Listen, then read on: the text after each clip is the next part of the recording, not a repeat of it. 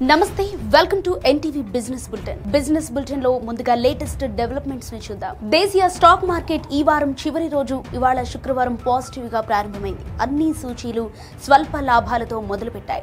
నిన్నటి profit trend ని continue చేస్తున్నాయి. సాయంత్రం వరకు ఇలాగే కొనసాగుతాయా లేక అనూహ్యమైన మార్పులేమైనా చోటు చేసుకుంటాయా అనే ఆసక్తి నెలకొంది. సెన్సెక్స్ 71 పాయింట్లకు పైగా పెరిగి 85,791.60 వద్ద ఓపెన్ అయింది. నిఫ్టీ 22 పాయింట్లు ప్లస్ అయి 26,237.50తో స్టార్ట్ అయింది. నిఫ్టీ బ్యాంక్ 21 పాయింట్లు రైజ్ అయి 59,758.70 వద్ద లాంచ్ అయింది. నిఫ్టీ మిడ్ క్యాప్ 76 పాయింట్లకు పైగా వృద్ధి చెంది 61,190.10తో శ్రీకారం చుట్టింది. Paytm, IGL, Lenskart, Voltamp Transformers, Refex తదితర కంపెనీల షేర్ల విలువ దూసుకుపోతోంది. రూపాయి విలువ 10 పైసలు క్షీణించింది. నిన్న గురువారం 89.31 వద్ద క్లోజ్ అవగా నేడు 89.41 వద్ద ఉంది. ఆంధ్రప్రదేశ్ రాష్ట్ర చరిత్రలో ఓ సువర్ణాధ్యాయానికి ఇవాళ శ్రీకారం చుడుతున్నారు. ఒక్కరోజే ఏకంగా 15 సంస్థలు తమ భవిష్యత్ కార్యాచరణకు తెరలేపుతున్నాయి. ఇలాంటి అరుదైన బృహత్ కార్యక్రమం గతంలో ఎక్కడా జరగలేదేమో అనిపిస్తోంది. ఇక పూర్తి వివరాల్లోకి వెళితే ఏపీ రాజధాని అమరావతిలో మరో ముందడుగు పడుతోంది. దేశంలోని ప్రముఖ బ్యాంకులు, బీమా సంస్థలు తమ రాష్ట్ర ప్రధాన కార్యాలయాలను ఏర్పాటు చేసుకుంటున్నాయి.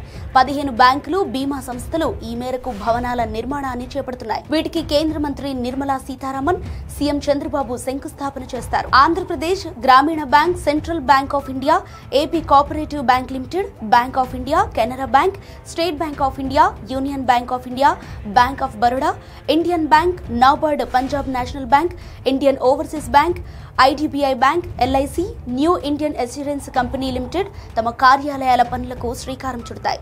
1334 కోట్లతో ఈ పనులు చేపడుతున్నాయి. అభివృద్ధికి సరికొత్త నిర్వచనమిస్తున్నాయి. ఈ కార్యక్రమానికి ఆయా బ్యాంకుల, బీమా సంస్థల ప్రతినిధులు, మంత్రులు, రాజధాని ప్రాంత రైతులు హాజరవుతారు. నంబర్ ప్లేట్ల విషయంలో హర్యానా రికార్డు నెలకొల్పింది. దేశంలోని ఖరీదైన నంబర్ ప్లేట్ ఆ రాష్ట్రంలో రిజిస్టర్ అయింది. ఆ ప్లేట్ నంబర్ ఎంత, దాని ప్రత్యేకత ఏంటి, ఎంత రేటు పలికింది అనే విషయాలు ఈ వీడియోలో చూద్దాం. HR88B8888 ఇదొక వెహికల్ నంబర్ ప్లేట్. దేశంలోనే ఖరీదైన నంబర్ ప్లేట్ కావటం విశేషం. ఇది ఏకంగా 1,17,00,000 రూపాయలు పలికింది.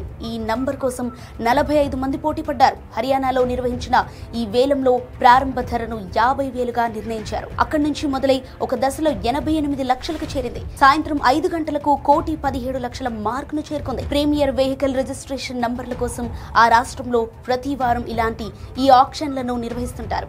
శుక్రవారం సాయంత్రం నుంచి సోమవారం ఉదయం వరకు అప్లికేషన్లను తీసుకుంటారు. బుధవారం వరకు యాక్టివ్ బిడ్డింగ్ జరుగుతుంది. గత వారం HR22W2222 అనే నంబర్ను 37,91,000కు దక్కించుకున్నారు.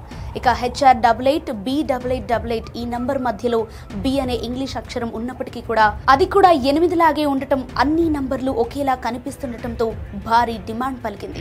Reliance Industries chairman Mukesh Ambani, ఆయన కుమారుడు Reliance Jio Infocomm chairman Akash Ambani South Korea రాజధాని సియోల్లో Samsung executive chairman Lee Jaeyong తో భేటీ అయినట్లు వార్తలు వస్తున్నాయి. రెండు సంస్థల మధ్య భాగస్వామ్యం, ఇతర రంగాల్లోకి కంపెనీల విస్తరణ తదితర అంశాలపై చర్చలు జరిగినట్లు తెలుస్తోంది.